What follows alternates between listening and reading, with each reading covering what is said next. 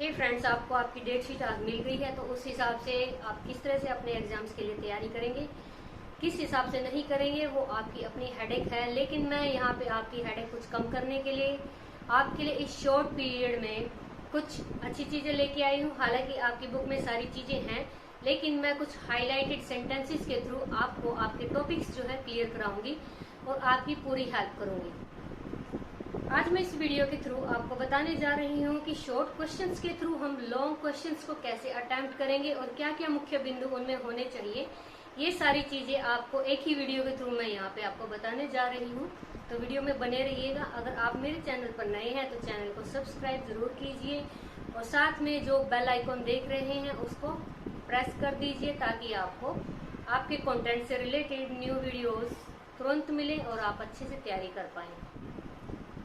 Friends, मैं यहाँ पे आपको लास्ट यूनिट से लेकर फर्स्ट तक सारी करवाऊंगी, क्योंकि मैंने यहाँ पे लास्ट इसलिए चूज की है क्योंकि ये कॉमन टॉपिक्स हैं जो कि हम कर चुके हैं। उसी के थ्रू मैं आपको समझाऊंगी। एक इजी वे से मैं हार्ड वे में आपको लेके जाऊंगी, लेकिन उसमें भी आपके लिए फायदा रहेगा कि क्योंकि मैं हाईलाइटेड सेंटेंसेस कर रही हूँ, तो उससे आपको और आसानी रहेगी अपने किसी भी कंटेंट को समझने के लिए। तो बने रहिए मेरे साथ। चलिए आज करते हैं हम short question answers first paper की लास्ट यूनिट।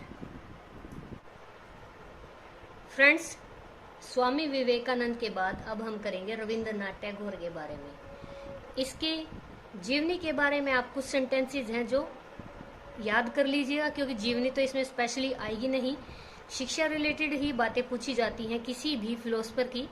तो हम आज करेंगे रविंद्रनाथ टैगोर के जीवन दर्शन। सबसे पहला क्वेश्चन इसमें रहेगा जीवन दर्शन के बारे में। रविंद्रनाथ टैगोर का जीवन दर्शन अद्वैतवाद से प्रभावित था। अब अद्वैतवाद क्या होता है कि जो व्यक्ति पूजा अर्चना में विश्वास रखता है, मूर्ति पूजा में, इस दृष्टि से वे सौंदर्यात्मक ब्रह्मा का दर्शन करते थे, यानी कि एक व्यक्ति का आकार ब्रह्मा का वो ले लेते थे। डॉक्टर MP वर्मा के शब्दों में वे प्रेम, मैत्री और सहयोग के भविष्यवक्ता थे, यानी कि वे प्रेडिक्शन भविष्यवाणी कर देते थे प्रेम और मैत्री और सहयोग के बारे में। उन्होंने मनुष्य को एकता का पाठ भी पढ़ाया है। उनका विश्वास था कि मनुष्य परमात्मा का स्वरूप है, प्रकृति ही सब गुरुओं की गुरु है। ये मेन सेंटेंसेस हैं। इसके जो बीच में अगर आपको कोई चीज़ अच्छी लगती है तो आप उसको भी लर्न कर लीजिएगा। मैं यहाँ पे सिर्फ आपको हाईलाइटेड जो सेंटेंसेस है वही बताऊंगी, जिनसे रिलेटेड 2-3 सेंटेंसेस जो भी आप चाहते हैं अच्छी सेंटेंसेस को लर्न कर सकते हैं। नेक्स्ट हम देखते हैं, रविंद्रनाथ टैगोर जी मानव एकता में विश्वास करते थे, यानी वो भगवान को देखते थे तो कहीं देखते थे, मनुष्य में ही देखते थे। विचारों की एकता में विश्वास रखते थे। ईश्वर की प्राप्ति के प्रयत्न करने उनके हिसाब से जरूरी होते हैं। उन्होंने कहा कि अब हमें अपने ईश्वर को प्राप्त करना होगा, अब हमें उस पूर्ण सत्य के लिए जीना होगा जो हमें भूल भरे बंधनों से मुक्त करता है, जो हमें भौतिक धन के प्रभाव की अपेक्षा आंतरिक प्रकाश और प्रेम देता है। तो वो ईश्वर को मानने के साथ साथ भौतिक वस्तुओं से दूर रहने और भूल भरे बंधनों से मुक्ति के लिए प्रेरित करते हैं लोगों को। भौतिक धन जो है कमाने की बजाय वो क्या है, आंतरिक प्रकाश और प्रेम पर बल देते हैं। रविंद्रनाथ टैगोर की शिक्षा के कौन कौन से उद्देश्य हैं? पहला है मानव की पूर्णता, यानी किसी भी व्यक्ति को अगर पूर्ण होना है तो उसमें प्रेम और कार्य दोनों को मिलाकर ही वो पूर्णता को प्राप्त करता है। ज्ञान के प्रकाश की ओर लाने का कार्य शिक्षा का है। अज्ञान के अंधकार से ज्ञान के प्रकाश की ओर लाने का कार्य शिक्षा का है। यही प्रेम और कार्य के द्वारा व्यक्ति पूर्ण हो पाता है।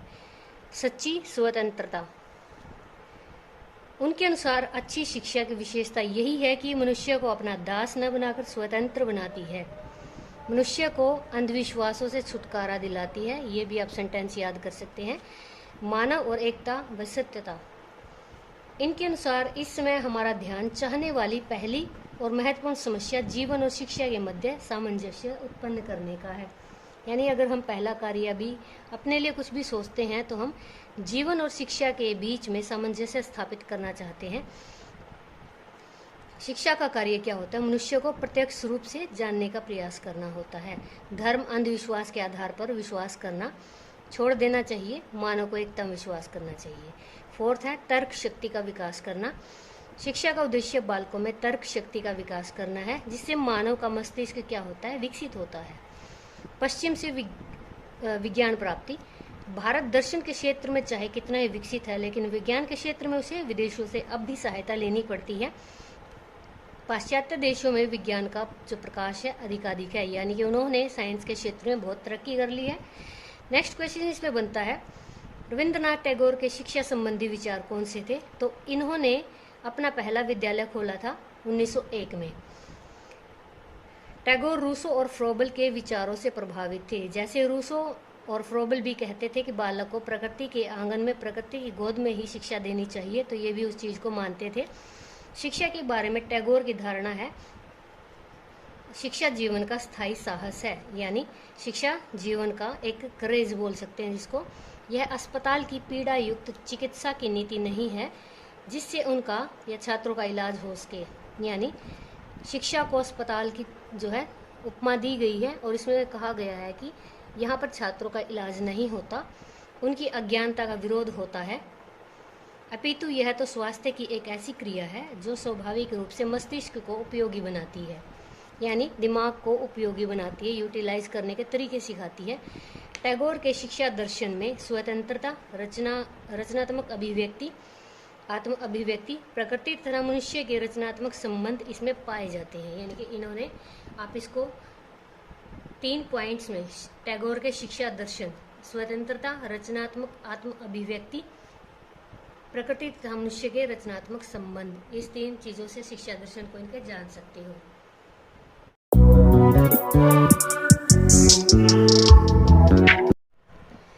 स्वतंत्रता के विषय में टैगोर ने कहा है, शिक्षा का अर्थ और उद्देश्य स्वतंत्रता में ही है। यहाँ पे अब हम बात करते हैं वेदांतवादी विचारों के बारे में। रविंद्रनाथ टैगोर जी के वेदांतवादी विचारों के बारे में संक्षेप में लिखना है। पूरी तरह से वेदांतवादी थे ये। उन्हें वैदिक दर्शन पर अटल विश्वास था। उनका विश्वास था कि ईश्वर जो है सर्वशक्तिमान, सर्वव्यापक है, समस्त संसार ब्रह्मा का ही रूप है, व्यक्ति और व्यक्ति के बीच में आध्यात्मिक संबंध है। टैगोर अहम ब्रह्मास्मि पर विश्वास रखते थे, यानी आई एम ब्रह्मा। अतः टैगोर के अनुसार अहम ब्रह्मास्मि में निहित तथ्य का अनुभव करना ही मुक्ति है। इसी दर्शन के कारण वह मानव के भ्रातृत्व और ईश्वर के पितृत्व तथा विश्व धर्म की आवश्यकता में विश्वास करते थे। गुरुदेव ईश्वर के अस्तित्व को स्वीकार करते थे। सृष्टि को वह इस ईश्वर के व्यक्तित्व की अभिव्यक्ति मानते थे। उनकी दृष्टि से मानव ईश्वर की सर्वोच्च रचना है। उनके जीवन का अंतिम उद्देश्य अपने आध्यात्मिक व्यक्तित्व की अनुभूति करना है, यानी व्यक्ति को पूरी तरह से आध्यात्मिक, अपने अंदर आध्यात्मिक ज्ञान को प्राप्त कर लेना है, पा लेना है। खुद को ही उन्होंने ब्रह्मा कहा है। मानव के अस्तित्व को मानने के बजाय उन्होंने मनुष्य को ही ईश्वर का रूप कहा है। वह मनुष्य को ईश्वर का रूप मानते हैं और भौतिक जीवन की वास्तविकता को तो स्वीकार करते हैं। मानव सेवा ही सबसे बड़ी सेवा मानते हैं। अब प्रकृतिवाद के संबंध में विचारों को संक्षेप में बताना है। यानी प्रकृति को वो महान अध्यापक कहते हैं। उनके अनुसार प्रकृति मनुष्य के विरुद्ध नहीं होती, बल्कि वह तो मनुष्य की माता है। प्रकृति दयालु होती है, हितैषी और उदार होती है। उनके अनुसार प्रकृति से पृथक शिक्षा ने छोटे बच्चों की बहुत हानि की है, यानी कि छोटे बच्चों को प्रकृति से जो दूर कर दिया गया है। व्यक्ति जैसे अन्य लोगों के साथ अपना संबंध अनुभव करता है, उसी प्रकार उसे प्रकृति के साथ भी संबंध अनुभव करना चाहिए। यानी प्रकृति क्या है? ईश्वर का रूप है। उनके अनुसार ईश्वर प्रकृति के विभिन्न रूप, रंग, लय, इनमें सभी में अपने आप को अभिव्यक्त करता है। इसलिए टैगोर के अनुसार व्यक्ति का प्रकृति के साथ गहरा संबंध है। नेक्स्ट क्वेश्चन है, शिक्षा दर्शन के आधारभूत सिद्धांत। रविंद्रनाथ टैगोर के शिक्षा दर्शन के आधारभूत सिद्धांतों का वर्णन करना है। पहला है सभी वस्तुओं के साथ सामंजस्य स्थापित करना। इनके शिक्षा दर्शन का पहला आधार है प्रकृति के साथ सामंजस्य, यानी शिक्षा वह है जो हमें समस्त संसार के साथ संबंधित करती है, जोड़ती है। शिक्षा दर्शन प्रकृतिवाद, मानवतावाद, आध्यात्मवाद पर निर्भर होती है। दूसरा है स्वतंत्रता का सिद्धांत। टैगोर कहते हैं कि शिक्षा का एक ही लक्ष्य और एक ही अर्थ है, वह है स्वतंत्रता। टैगोर रूढ़िवाद सभ्य स्कूलों के समर्थ में नहीं है, यानी रूढ़िवादी स्कूलों के फेवर में नहीं है वो। उनके विचार अनुसार प्राकृतिक वातावरण में बच्चे का प्राकृतिक विकास होता है। ज्ञान प्राप्त करने के बाद वह जीवन को परिपक्व विवेक के साथ समझ सकेगा। यानी प्रकृति में जब कोई बच्चा पढ़ता है, सीखता है, तो वह मैच्योर हो जाता है और मैच्योर होने के साथ साथ वो चीज़ों को समझने लग जाता है। अब इस थर्ड पॉइंट को हम करते हैं आगे। नेक्स्ट है इसमें रचनात्मक आत्म अभिव्यक्ति का सिद्धांत, principle of creative self expression. Tagore को विश्वास था कि शिक्षा को रचनात्मक आत्म अभिव्यक्ति का विकास करना चाहिए शिक्षा के द्वारा। इस उद्देश्य की प्राप्ति के लिए टैगोर ने कलाओं, शिल्पों, संगीत, चित्रकला, नृत्य, नाटक आदि की शिक्षा को महत्वपूर्ण स्थान दिया। ये सारे जो जितने भी सब्जेक्ट इसमें दिखाए गए हैं, विषय दिखाए गए हैं, ये रचनात्मक आत्म अभिव्यक्ति के सिद्धांत हैं। वो कहते हैं हस्तकार्य, संगीत, कलाएं हमारी गहन प्रकृति और आध्यात्मिकता को प्रवाह देती है, यानी कि उनको बिल्कुल फ्लुएंसी देती है। फोर्थ है प्रकृति तथा व्यक्ति का परस्पर सक्रिय संबंध होता है। बच्चे की शिक्षा स्वतंत्र वातावरण में होनी चाहिए।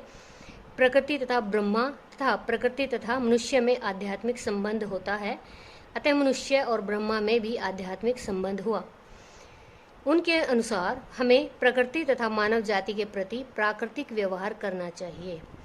यानी कि जो रविंद्रनाथ टैगोर हैं, रूसों की तरफ बालक को स्वतंत्रता के क्षेत्र में पढ़ाने में फेवर करते हैं, यानी कि उसको प्रेफर करते हैं। दूसरा, उन्हीं की तरह ये प्रकृति में, प्राकृतिक चीज़ों में जो है बिलीव करते हैं और प्रकृति में ही बच्चे को शिक्षा देना चाहते हैं। अच्छी प्रकृति में बच्चे को या व्यक्ति को प्रकृति के अनुसार ही रहना चाहिए, प्राकृतिक ढंग से। पाठ्यक्रम संबंधी विचार क्या थे इनके? नेक्स्ट क्वेश्चन है विस्तृत पाठ्यक्रम की आवश्यकता पर इन्होंने बल दिया। इनका कोई सीमित पाठ्यक्रम नहीं था, ये बहुत ही विस्तृत पाठ्यक्रम को फेवर करते थे। इतना विस्तृत पाठ्यक्रम को फेवर करते थे कि बालक के जीवन के सभी पक्षों का समुचित विकास हो सके। वह सांस्कृतिक विषयों को अधिक महत्व देते थे। उन्होंने बच्चे के विकास, पाठ्य सहायक क्रियाओं के महत्व को भी स्वीकार किया है, यानी उन्होंने करिकुलम एक्टिविटी को भी यहाँ पे फेवर किया है। उन्होंने क्रिया केंद्रित पाठ्यक्रम को मुख्य स्थान दिया है। पाठ्यक्रम का सुझाव भी दिया उन्होंने। पहला विषय में क्या लेते हो? भाषा, साहित्य, इतिहास, भूगोल, प्रकृति, अध्ययन, विज्ञान। क्रियाएं क्या होती हैं? संगीत, नृत्य, नाटक, चित्रकला, कृषि, बागवानी, प्रादेशिक अध्ययन, मौलिक कार्य, भ्रमण, प्रयोगशाला का कार्य इत्यादि। अन्य क्रियाएं खेल, समाज सेवा, स्वायत्त शासन इत्यादि। रेखन कला, परिभ्रमण, प्रयोगशालाओं के कार्य, गायन, नृत्य, प्रातःकालीन प्रार्थनाएं, सरस्वती की यात्राएं, छात्रों का स्वशासन, खेल कूद, समाज सेवा, ये इनके पाठ्यक्रम के अंग की भांति ही माने गए हैं। ये पाठ्यक्रम का उनका जो प्रेफर उन्होंने किया है, विस्तृत जो पाठ्यक्रम है उस पर ये चीज़ें आती हैं। विषय में भाषा, साहित्य, इतिहास, भूगोल, प्रकृति, अध्ययन, विज्ञान। क्रियाओं में संगीत, नृत्य, नाटक, चित्रकला, कृषि, बागवानी। अन्य क्रियाओं में खेल, समाज, स्वायत्त शासन। रविंद्रनाथ टैगोर जी के शिक्षण विधि के संबंध में क्या विचार थे, यानी विधियां ये कौन सी? उन्होंने उन्हें निर्जीव, विदेशी, पुस्तकीय, यांत्रिक, रूढ़िवादी, अनुपयोगी बताया। किसको बताया? शिक्षण विधियों में जो प्रचलित शिक्षण विधियां होती हैं उनको उन्होंने निर्जीव, विदेशी, पुस्तकीय, यांत्रिक, रूढ़िवादी, अनुपयोगी बताया। शिक्षण विधियों को सजीव बनाने के लिए उन्होंने बच्चों की रुचियों, भावनाओं, जिज्ञासाओं पर उसको आधारित करना चाहिए, इस तरह से उन्होंने कहा। और क्या क्या एक्टिविटी उसमें शामिल होनी चाहिए? वाद विवाद, प्रश्नोत्तर विधि, क्वेश्चन के आंसर्स पूछ के उनसे करके सीखना, इस तरह की एक्टिविटी करवा के उनसे, जिससे वो सीखे। भ्रमण या अध्ययन द्वारा उनको सिखाया जाना। अब नेक्स्ट क्वेश्चन पे आते हैं। शिक्षा दर्शन पर आधारित संस्थाओं का संक्षिप्त विवरण करना है। पहला जो इनका खुद का जो स्कूल रहा है, शांति निकेतन। शांति निकेतन की स्थापना 1901 में हुई थी। इस संस्था के निर्माण में रविंद्र बाबू के पिता ने बहुत सहायता की थी। बोलपुर के तपोवन में जहां पिता श्री देवेंद्रनाथ रहते थे, वहीं इन्होंने विद्यालय को चलाया। स्थापना शांति निकेतन की 1901 में हुई थी। संस्था के निर्माण में रविंद्र बाबू के पिता ने सहायता की और वहीं जहां वो रहते थे वहीं पर विद्यालय को चलाया गया था। यहाँ पे देखिए, शांति निकेतन जो उनका पहला विद्यालय 1901 में उनके पिताजी के रहने के स्थान पर बनाया गया था, उसमें क्या क्या विशेषताएं थी। शांति निकेतन हर जगह से अच्छाई ग्रहण करने में विश्वास रखता है। शांति निकेतन को साधना स्थल कहा गया है, जहाँ पे बच्चे साधनाएं करते हैं, शिक्षा लेते हैं। बालक को विकास के लिए पूरी स्वतंत्रता दी जाती है। वातावरण वहाँ का कैसा है? प्राकृतिक है, काव्यमय है। आश्रम प्रणाली पर संचालित है, जैसे आश्रम होते हैं, गुरु शिष्य का संबंध होता है। आध्यात्मिक भावनाओं का विकास किया जाता है, मोरालिटी यानी उनमें नैतिकता का विकास किया जाता है। क्रिया प्रधान है, यानी कि वहाँ पे एक्टिविटीज भी कराई जाती हैं। अब यहाँ पे उन्होंने कहा है, कवि होने की कुख्याति लेकर मुझे विद्यालय में चलाने में बहुत कठिनाई हुई और मैं अपने देशवासियों का विश्वास नौकरशाही के शक जीतने में कामयाब हो सका। इनके द्वारा कही गई कोटेशन है, आप इसको याद कर लीजिएगा। सेकंड पॉइंट इसमें दूसरा इनका विश्व भारती। विश्व भारती यहाँ पे विश्वविद्यालय था, यूनिवर्सिटी थी। इसकी स्थापना इनके पिताजी ने 1863 में की थी।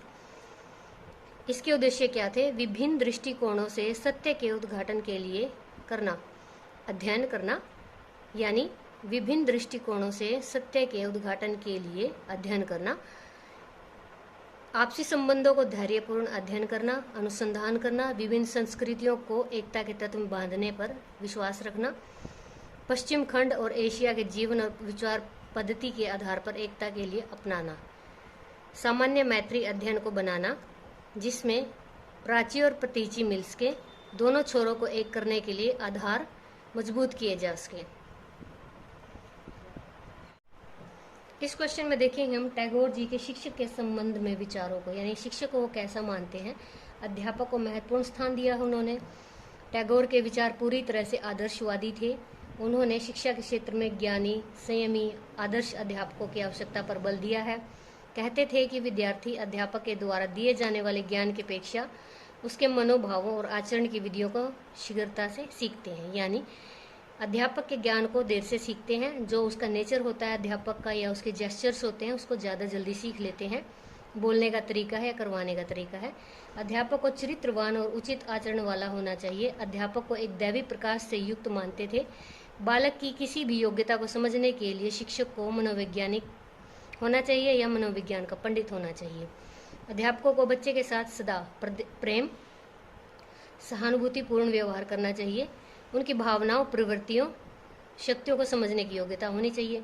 टैगोर कहते हैं कि जब तक अध्यापक स्वयं न सीख रहा हो, यानी खुद से न ही सीख रहे हो, तब तक वह वास्तविक अर्थों में पढ़ा नहीं सकता। एक अच्छा अध्यापक वही होता है जो दीपक की तरह खुद जलकर दूसरों को प्रकाशित करता है। टैगोर के धार्मिक विचारों के संदर्भ में यहाँ पे संक्षेप में लिखना है। धार्मिक विचारधारा के व्यक्ति रहे हैं। इनके शब्दों में धर्म असीम के प्रति एक तीव्र इच्छा है, उसकी आनंदमयी अनुभूति है। यह धर्म को क्या मानते हैं वो? असीम के प्रति एक तीव्र इच्छा और आनंदमयी अनुभूति होता है। अंधविश्वास, पूजा पाठ की आडंबर युक्त विधियों, कर्मकांड आदि के विरोधी होते हैं। उनके शब्दों में सच्ची धार्मिकता तो मनुष्य को मनुष्य मानने में है। वह मनुष्य सेवा को सच्ची ईश्वर भक्ति मानते हैं। स्त्री शिक्षा के बारे में भी लास्ट यह बता देती हूँ यहाँ पे। टैगोर का युग परतंत्रता यानी कि गुलामी का युग था, अंग्रेजों का राज था। उनके समय स्त्री वर्ग बहुत पिछड़ गया था। अंग्रेजों के शासन में उन्हें समान अधिकार देने की भावना जोर तो पकड़ी, परंतु युगों से चार दीवारी में बंद रहने वाली स्त्रियां बाहर न आ सकी। टैगोर ज्ञान के दो विभाग करते हैं, यानी दो उन्होंने इसके डिपार्टमेंट कर दिए, विशुद्ध ज्ञान और उपयोगी ज्ञान। उनके विचार से विशुद्ध ज्ञान की प्राप्ति का अधिकार पुरुषों को और स्त्रियों को समान रूप से है, लेकिन उपयोगी ज्ञान में भिन्नता हो सकती है। लड़कियों को पत्नियों और माताओं की भूमिका निभानी होती है, इसलिए उन्हें इन भूमिकाओं को निभाने के लिए गृह विज्ञान आदि की शिक्षा लेनी चाहिए, जबकि पुरुषों को इसकी आवश्यकता नहीं, परंतु किसी भी प्रकार की शिक्षा लेने का अधिकार स्त्रियों को पुरुषों के समान होता है।